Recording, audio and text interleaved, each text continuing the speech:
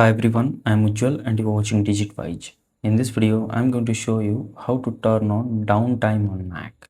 So downtime is one of the most useful screen time feature on macOS if you want to reduce distraction or manage how much time you spend on your Mac. When downtime is enabled, only the app you choose to allow will remain available while other apps become unavailable until the scheduled time ends. This can help you to stay focused while working, studying, or simply take a break from your screen.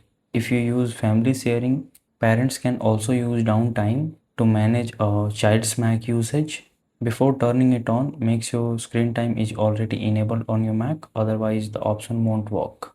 So if you also want to enable downtime, first click on the Apple logo and then choose system settings. Now in the left side pane, scroll down and then go to screen time. Here go to downtime in limit usage.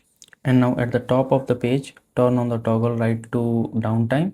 And once you enable, you can either leave it running until midnight or choose a schedule that automatically turns downtime on or off at specific time. If you don't want it to run all the time, you can configure to schedule in the next session. Once enabled, only the allowed app and permitted communication will remain available during downtime, helping you limit distraction on your Mac.